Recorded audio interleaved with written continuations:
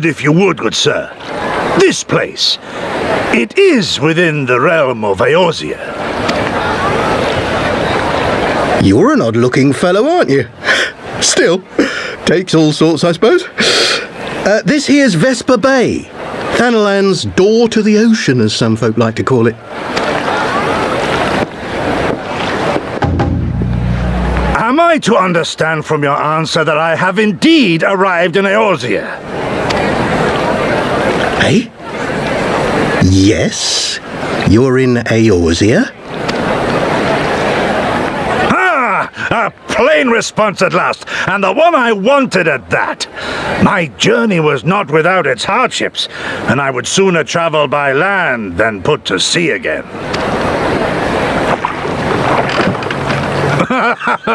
You do not believe that so small a bark could bear me across the ocean?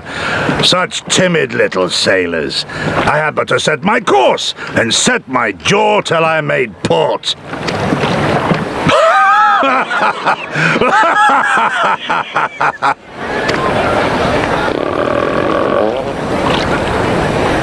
Though, 'twould perhaps have been wise to lay down my oars a moment to sup on more than the spray of brine water. By the trembling of my limbs, I sense a brief repast may be in order. Nay, I will not hearken to the feeble grumblings of an empty belly. Duty comes before all.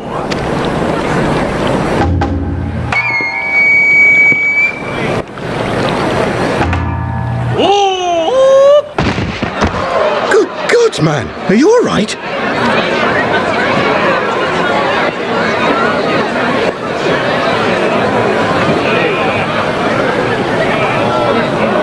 Thou art far indeed from home, friend.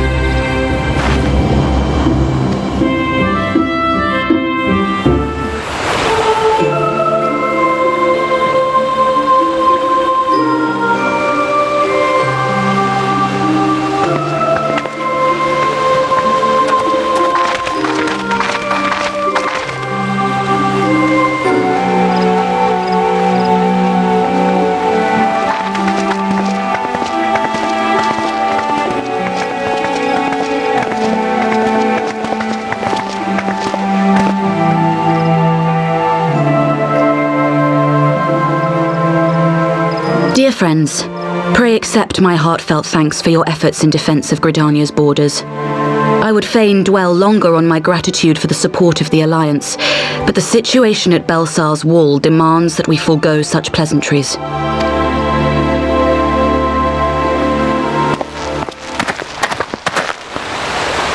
According to our most recent intelligence, the cocoon of light that formed in the air above the wall remains undimmed and unbroken.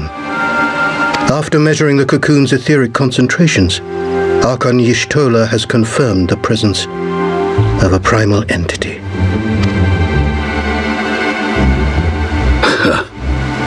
So we must assume that Ilbert's thrice-damned god is indeed trapped within. And what news of the Imperials? They're not like to ignore such a spectacle.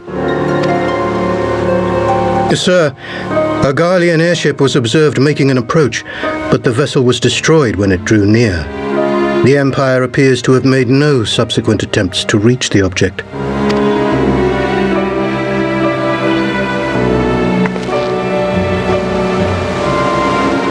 The soldiers who witnessed the incident spoke of a lance of light issuing from within the cocoon, of an entire warship being reduced to smoking ruin in the space of a moment.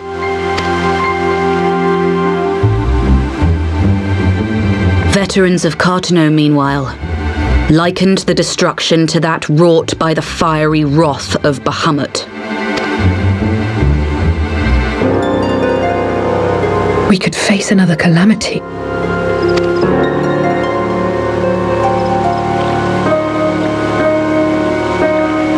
So the Primal is awake then? Contained, yes, but for how long?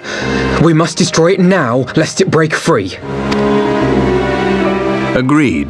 There is, however, the small matter of how to get close enough to a being that swats warships from the sky as you would a bothersome gnat.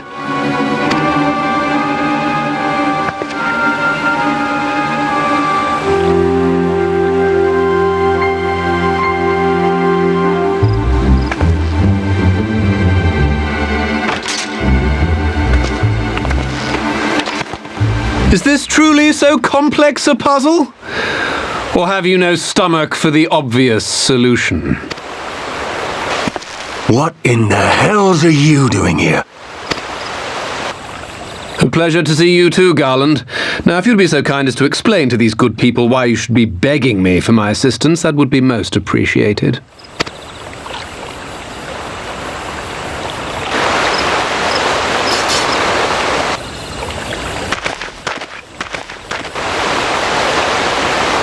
Who is this man?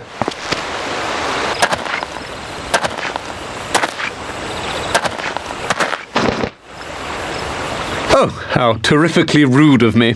Nero Tolskeva, former tribunus of the 14th Legion of the Garlean Empire. These days, however, one might say that I'm something of a free agent. What do you want, Nero? I was getting to that. Although you already know what I'm about to propose, old friend. As you have rather belatedly realized, within that frail binding lurks an entity alike in strength to the great Bahamut, and the only force in existence which might conceivably contend with such a foe is the very creation which captured the Elder Primal in the first place. I speak, of course, of Omega. Omega? That hulk has been gathering dust beneath the plains of Cartano since the Allagans breathed their last. And none alive knows how to wake it. I'm sorry. Do you understand who it is with whom you have the privilege of speaking? I'm Nero Tolskeva, Master Engineer, the mechanical genius who restored the Ultima weapon to full operational capacity. And as luck would have it, I'm graciously offering you the use of my considerable expertise. And what, you just expect us to accept? You're a fool if you think your deeds at the Crystal Tower are enough to win my trust, Nero. Trust? You wound me, Garland. All those years, studying side by side at the academy, sharing both trial and triumph, we were countrymen once, you and I. But sentiment aside, have you a better solution? Or do you mean to send in your vaunted hero there, as you always do, and pray the world is not engulfed in flame?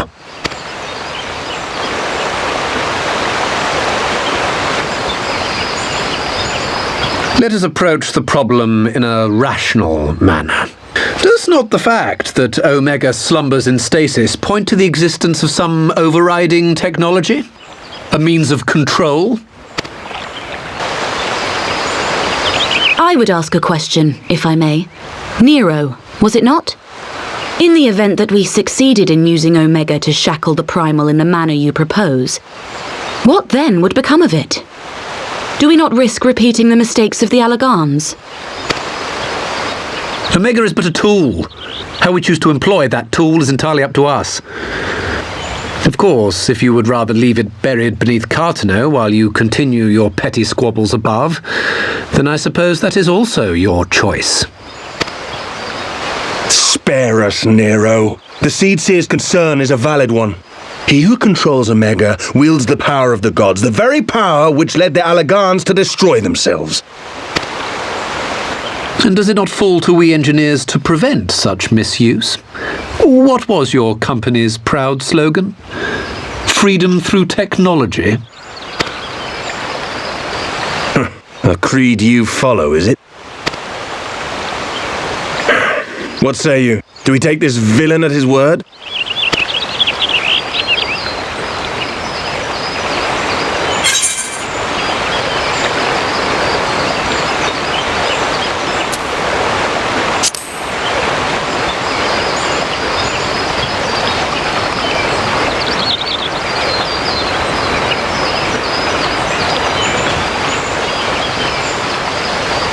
As will I. I don't like it, but then it doesn't look like we have much choice.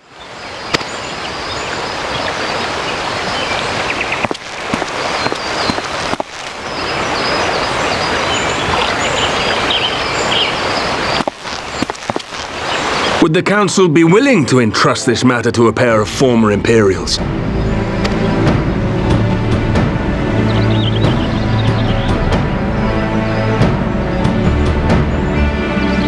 Yes. The task of restoring the Allagan relic will be yours. But the responsibility for its reawakening must remain with the Council. Do we condone this course of action? Aye. It would seem we do. Let the record show that we invest this contingent with the authority to enter Cartano and take command of Omega. Sid, I appoint you leader of the expedition. Scions, I would ask that you assign some few of your number to escort Master Garland and supervise the other one.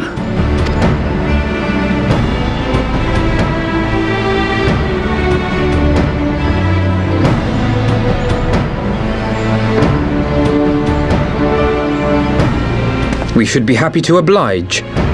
The politics of Cartano being what they are, I dare say our neutrality will prove useful in avoiding any unnecessary entanglements. If I am not mistaken, Doma occupies a similarly neutral position. Might we not persuade you to join the expedition, Lady Yugiri? If you suspected any foul play from Nero, you would be welcome to kill him.